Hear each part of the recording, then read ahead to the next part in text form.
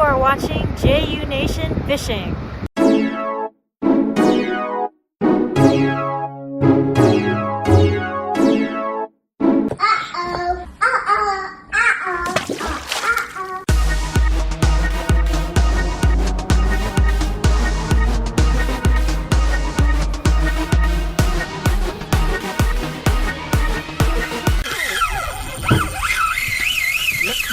Oh my goodness.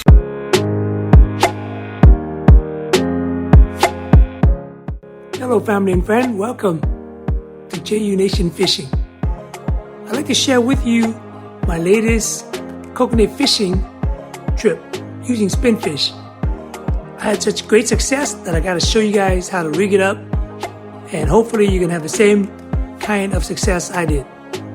But first off, I want to give a quick shout out to my brother TC of Connected Fishing.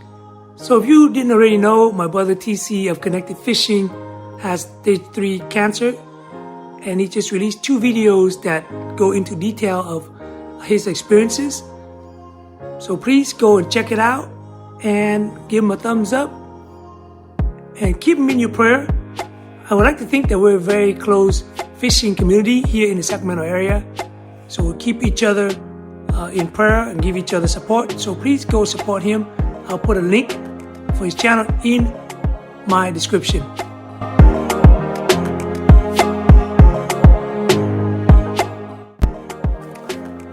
Today I'm going to be talking with you guys about SpinFish and how to catch kokanee with them. I only bought like 6 of the 2.5 version and 2 of the 2.0 version. I'm going to share with you how I use it. And since I have great success, I'm going to rig up the other pair of SpinFish, and here's how I do it. So here are the SpinFish that I rigged up for my last kokanee fishing trip. These 3 right here are proven, with this being the hardest one on the last fishing trip. So if you haven't got a chance, go check out my last fishing video. You notice these huge big beads here? These are SpinFish 2.0, SpinFish 2.5. And this is my flatfish that I'm experimenting with right now. Notice all these beads here. These are actually Chinook salmon beads. Big, I think 6mm beads. I had my doubts whether they're gonna work or not. It worked like a charm. Worked really well. However, the fun part about kokanee fishing is you get to experiment with different beads. So I'm gonna try to do different beads this time and show you guys how I'm gonna do it. So currently these are all the SpinFish that I own. I own these 2 right here, size 2.0, and these 2.5. And notice that one of them have been taken out because I've used them. I wasn't sure whether it's going to work or not. It works, so now I'm going to show you how to rig these guys up. Alright, notice I was using different types of hooks. They're roughly size 4. So here's one of them. Here's the other, and here's another, and they all work. So this time I'm going to try to use this salmon steelhead hook, size 4. You know, I'm kind of new, so I don't really know, but I don't think hook matter that much, to tell you the truth. I caught all this kokanee salmon on these 3 different sizes of hook. And I just use the hook that I have in my tackle box. So just look in your tackle box, whatever you have, that's what I would use. So size 4, size 2, if you want to try something different, it is fishing. You know, catching the bonus. Just experiment, have fun with it. As you can see, I already rigged these 2 up the last time. I tried it for a short time, but as soon as I got a hit on this 2.5, I just put that away and I started using these 2.5. But in the future, I'm going to try to use it. So these are the 2.0 that I kind of modify a little bit. I put a little glow tape there, reflective tape on the top and the bottom. And I'm confident that they're going to catch some fish in the future. It's just that the last trip, there's no need for me to use them. I put them away and started using these guys and caught a bunch of kokanee with it. So I'm going to show you how to rig this up right now. I'm not very particular about bead sizes and lines that I'm using. I happen to have a lot of extra line, a lot of extra beads, and swivel. and hooks. So I'm going to use whatever I already have. I don't have to buy any of these things, but I did have to buy these guys just to experiment and see if they work or not.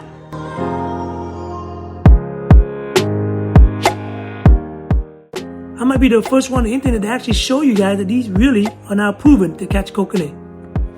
So this time I'm going to use this 10-pound test line here. I'm going to use, I think this is like a number 7 swivel here. And these bunch of beads I got here, guys. Now, I don't know. I'm going to try different sizes. I already know that a big old size like this works. This big old size for Chinook salmon works, so why shouldn't the little guys work? So this time I'm going to try to mix it up. Here you go. So here's the first step, guys.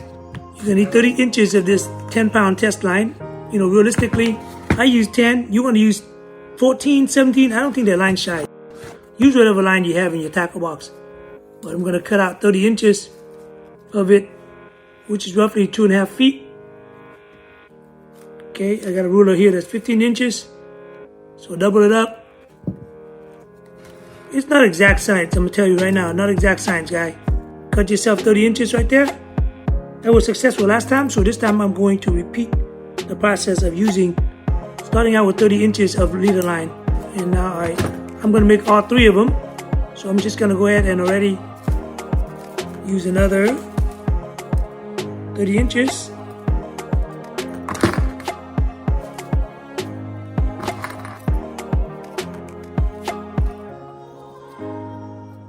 Like I said, it's not exact science. Roughly 30 inches, you're good to go.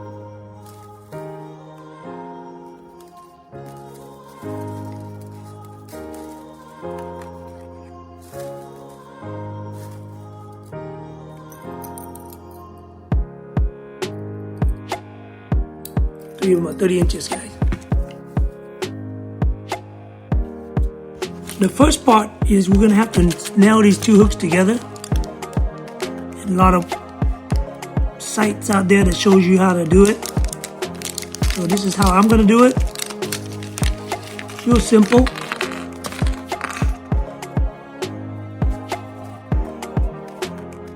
Just grab one end here. Put them through this hook eye right there, hold this part, wrap it around 7 or 10 times. I like to do it 10 times if I can. Just wrap this long line right here all around the hook and the line 10 times. 1, 2, 3, 4, 5, 6, 7, 8, 9, 10. And that is it. Take this long leader line here, put it back right to the same hole.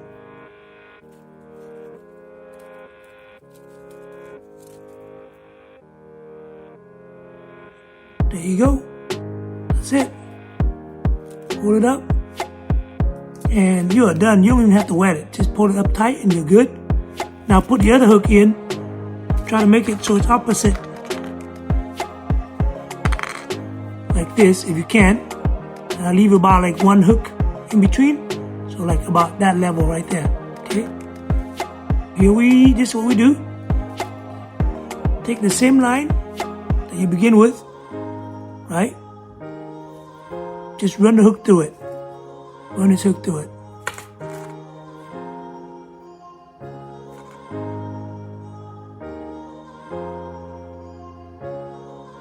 Here we go. Once you run the hook through it, I leave it, like I said, roughly, I have success leaving it roughly about an inch or so between the 2 hooks. Do the same thing again this time. Wrap this line 10 times around this line. Okay. 1, 2. Missed it. 1, 2, 3, 4, 5, 6, 7, 8, 9, 10. Hold on to it. Slip the other line back through and you are done for that part. Right here, slip the line back through.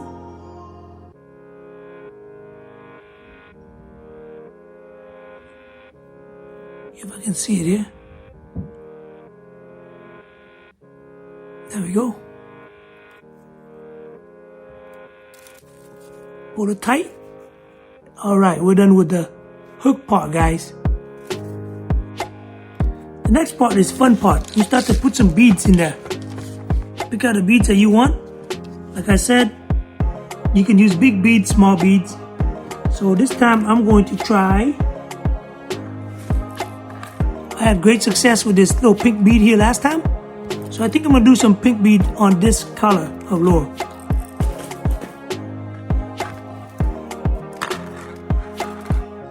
Going to try about, this is probably 3mm beads. I'm going to try maybe one small one, one big one, and another small one. There we go. Now I have this contraption here. Take out this SpinFish.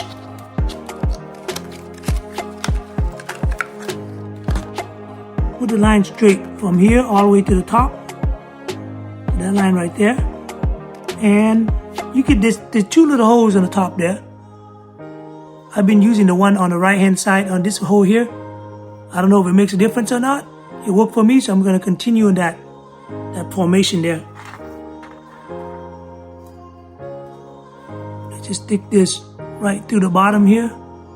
It's going to come right up through there.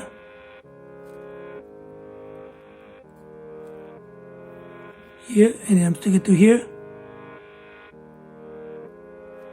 And it's as easy as that, guys. As easy as that. Almost ready to go. Now, what I like to do is I like to tie a swivel to the end. Because, you know, if the fish turns around, I figure I'm going to give it tons of this twisting motion here. So I'm going to tie this to the end, and that is it. Cut out a tag, and I'm done. So let's do that right now.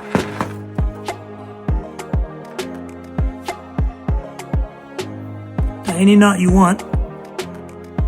Palomar knot seems to be the easiest one. I would like to tie this tri-lead knot here. Favorite knot. And before you tighten it, really tighten up. You wanna, this one you do wanna wet it, have to wet it, okay? You have to wet this line here. And then you're ready to go. This line here.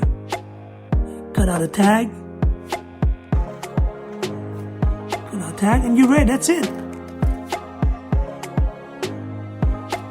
So now I'm going to repeat the same thing for these 2 SpinFish right here.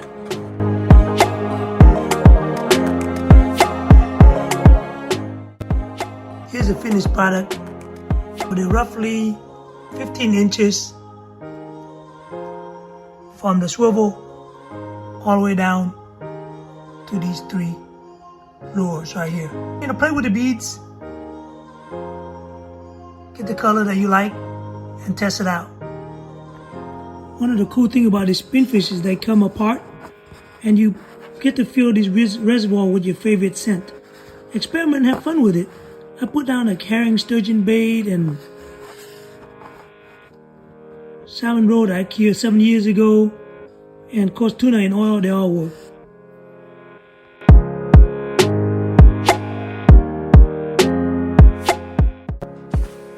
In summary, I want to say that we were trolling about 1.5 miles an hour. We were tipping it with the 2 hooks with corn, the corn that I made myself 2 months ago.